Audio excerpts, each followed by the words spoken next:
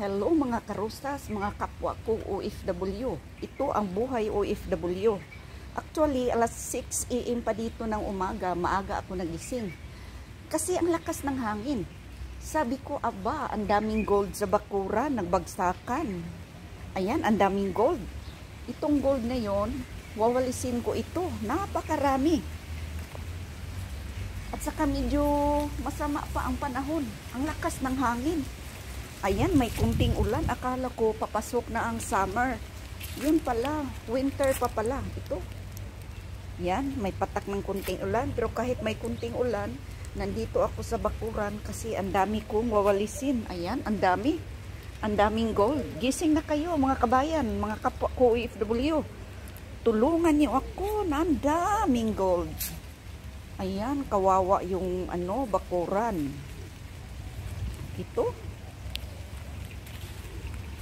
Kawawa yung bagong upuan, napakabago. Ito ang nangyari.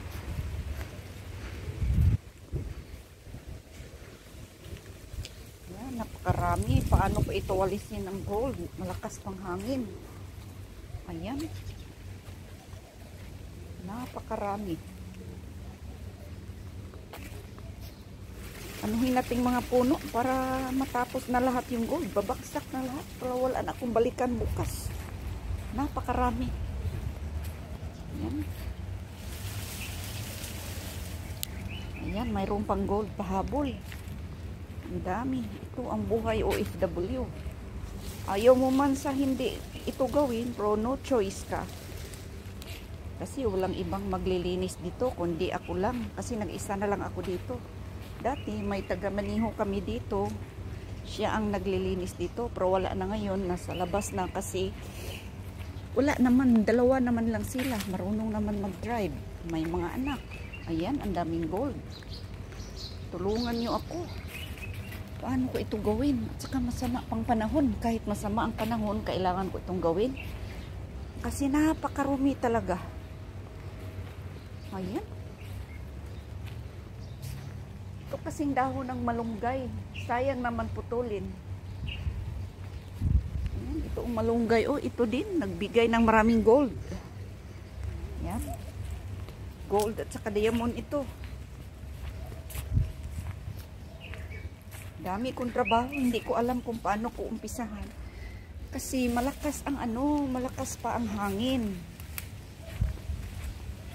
Walisan natin itong upuan. Kawawa naman si upuan. Yan, ang daming gold. Paano ko ito gawin? Napakarami talaga. Ito ang buhay OFW. Trabaho ng trabaho kahit ayaw mo. Hala, trabaho ka talaga. Kasi ito ang buhay natin. Nandito tayo para magtrabaho. Actually, kaya medyo tinaasan ako ng sahod ng amo ko. Kasi naglilinis ako ng garden. At saka nag-isa na lang ako. Kunti man lang ang taas. At least pangdagdag na rin pang padala sa Pilipinas. Dati sa kapatid ko ito gawain niya sa umaga. Ako naman mag-alaga yung amo kong lalaki. Wala na yung amo kong lalaki. Nasa kabilang mundo na. Kaya nga akin na ito lahat. Napakarami. Ito. Tapusin natin ang pag-usapan nating gold. Chika, habang nakatingin kayo sa mga gold dito sa bakuran. Napakaraming gold. Tulungan nyo ako. Ang daming gold, oh. Sobrang dami. Ito ang buhay OFW. Ito ang gawain ko araw-araw. Everyday ko ito ginagawa. So, wala tayong magawa. Okay naman. Masaya naman din ako sa ginagawa ko. Umaga nagwawalis ako. Ito ang buhay OFW. Dito ako sa ilalim ng kahoy kasi may kunting ulan.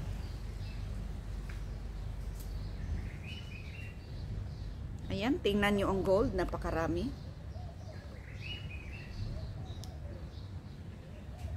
Natutuwa naman ako sa ginagawa ko, nai-enjoy. Medyo nawala yung board ko. Wala akong pili sa trabaho kasi sanay ako sa probinsya namin. Trabaho namin sa garden. Minsan tumutulong sa farm ng lolo ko. nag-harvest ng tubo. Alam niyo yung tubo, coconut. Hindi, coconut pala. Yung sugar cane. Tumutulong kami sa pag-harvest ng coconut. Lahat na lang. Lahat. Nagtatanim ng mais. Lahat na daanan ko. Kasi mahirap ang buhay namin. Kaya sanay ako sa trabahong mahirap. Ayan. Kita nyo, ang daming gold. Ito ang buhay OFW. Laban lang tayo para makapadala tayo sa pamilya natin. Kailangan sipagan natin, ayusin natin ang trabaho natin para mabilib yung amo natin, para mas lalo silang bumait sa atin. Actually, mabait naman yung amo ko sa akin.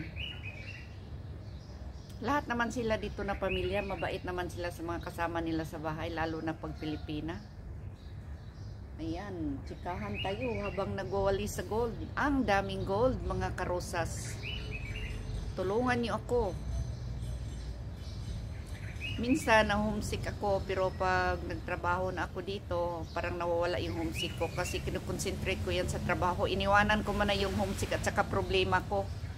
Ganito kasi ang style ko para makapag-concentrate ako sa trabaho. Sinikap ko na isipin ko yung trabaho ko. Sinikap ko na itabi ko muna yung problema ko. Ang problema lagi yan. Pero hindi ko sinikap ko na hindi ko yan maisip. Nag-concentrate ako sa trabaho para medyo mawala-wala yung problema ko. Hindi ko maisip. Kasi pag lagi mong iniisip yung problema mo, hindi ka mag-concentrate sa trabaho mo. So, pinagdasal ko yan kay Lord na hindi ko yan laging maisip. Kaya nga, pinukus ko yung sarili ko, isip ko sa trabaho ko. For example, nagluluto ako. Para hindi ako maboard, habang nagluluto ako, nagblog ako, nagchichika. Yan ang ginagawa ko. Kasi para ma-focus ako sa trabaho ko, hindi ko maiisip yung problema ko. Pag problema lang ang usapan, mga kapwa ko OFW, ay nako, siguro ako ang pinakamaraming problema. Ako ang nakaranas ng pinakamabigat na problema. Grabe yan. It's a long story, pero hindi ko yan makwento sa inyo. Ikwento ko yan pag mag-forgod ako sa Pilipinas. Ang dami kong problema dito, problema sa Pilipinas. Pero pinagdasal ko yan kay Lord, nabigyan niya ako ng lakas. Makayanan ko lahat ng problema ko, lalo na pag sa Pilipinas, makatanggap ako ng problema. So, wala akong ibang hiningian ng lakas, wala akong ibang kakampi, kundi ang Panginoon. Lagi ko yung hinihiling na bigyan ko yung lakas, bigyan niya ako ng lakas na makayanan ko ang problema ko, na hindi bumigay ang sarili ko. Kaya ang ginagawa ko, nagbibideo ako, pag nagluluto, nagbablog, para hindi ko maisip yung problema. Minsan, pag bago ako matulog, naiisip ko yung problema ko. Ang ginagawa ko, gusto kong mapagod ako. Kasi pag pagod ako, paghiga ko sa kama, pagkatapos ko maligo, ipagod ako, diretso ako matulog. Kaysa hindi ako pagod, bago ka matulog, ang dami mong maisip, paiyak-iyak ka pa, tumutulo yung luha mo mag-isa.